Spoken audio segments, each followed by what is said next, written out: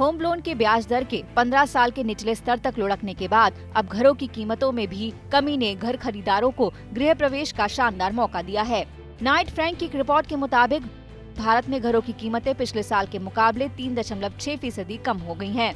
घरों की कीमतें बढ़ने की लिस्ट में नाइट फ्रैंक ने 56 देशों को शामिल किया और इनमें भारत सबसे निचले पायदान यानी 56वें पायदान पर है।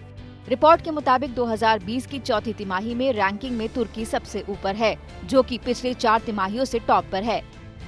नाइट फ्रैंक के मुताबिक कीमतों और सस्ते होम लोन रेट की वजह से घर खरीदना बीते करीब 10 साल में सबसे सस्ता सौदा है।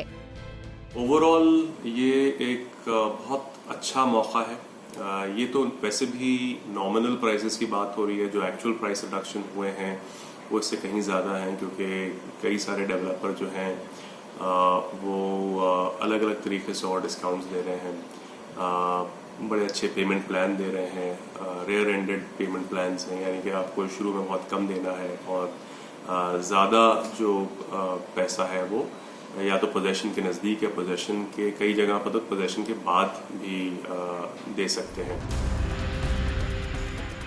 घर खरीदने के बाद हर महीने चुकाई जाने वाली EMI में आई भारी कमी भी घर खरीदारों के लिए सबसे ज्यादा फायदेमंद वजह बन गई है।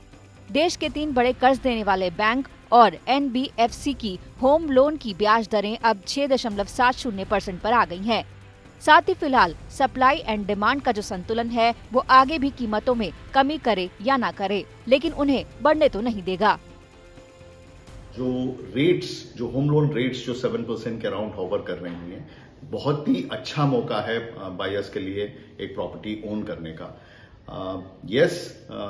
अगर आप ओवरऑल देखेंगे कि फिनिश प्रोडक्ट के तरफ या फिनिश्ड इन्वेंट्री की तरफ रुझाव रहा है और नवंबर के बाद जो एक थोड़ी रिवाइवल दिख रही है ओवरऑल रियल एस्टेट में, वो जरूर ये कह सकते हैं कि एक मार्केट में एक वाइब्रेंसी ला रही है और बहुत राइट टाइम है अगर आप प्रॉपर्टी ओन करना चाहते हैं।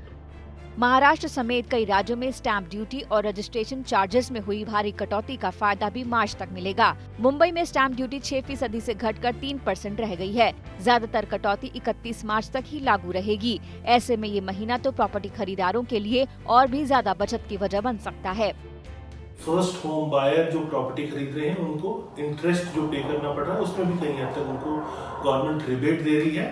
फिर अफोर्डेबल हाउसिंग बनाने के लिए डेवलपर्स को गवर्नमेंट ने फिर से और रिबेट को एक्सटेंड किया है, जो इंसेंटिव दिए हैं। और ऐसे समय में जब कोरोना के टाइम पे लोगों को घर की जरूरत समझ पे आई है तो इस टाइम कीमतें बढ़नी शुरू हुई हैं। तो मैं कहूँगा इस टाइम इंटरेस्ट रेट भी पिछले 10 साल के सबसे निचले स्तर पर है। अभी इस टाइम घर खरीदारी के लिए सबसे उपयुक्त समय है। इसके अलावा कुछ बैंकों और NBFC ने प्रोसेसिंग फीस को भी माफ कर दिया है, यानी एक और जगह बचत का मौका ग्राहकों को मिल रहा है।